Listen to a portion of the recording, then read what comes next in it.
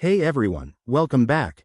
If you're looking to transfer your USDT from Robinhood to Crypto.com in 2025, you're in the right place.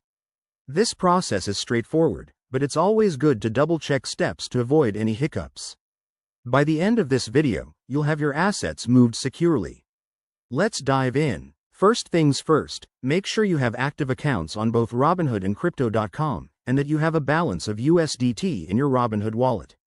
Also, verify that you're using the correct blockchain network for USDT, typically Tron or Ethereum, depending on what's supported. Step 1. Open the Robinhood app or website and log in with your credentials. Head over to the Crypto section and find your USDT holdings. Tap or click on it to select the amount you want to transfer. Step 2. Look for the Withdraw or Transfer option. Robinhood might call it Send or Withdraw to Wallet. Enter the amount of USDT you wish to send, then choose the withdrawal method. You'll need to paste your Crypto.com wallet address. Double-check this to prevent any mistakes. Step 3. On the Crypto.com side, go to your app or website, navigate to your wallet, and select the option to Deposit or Receive USDT.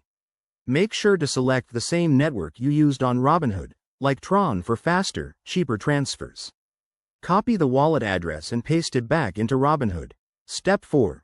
Confirm the transaction on Robinhood. You'll see a summary of fees, which can vary, so keep an eye on that. Transfers might cost a few dollars. Once confirmed, the USDT should arrive in your Crypto.com wallet within minutes to an hour, depending on network congestion. A quick tip.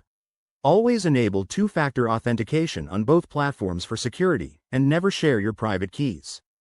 If you're new to this, start with a small amount to test. There you have it. That's how you send USDT from Robinhood to Crypto.com in 2025. It's a simple way to manage your crypto across exchanges.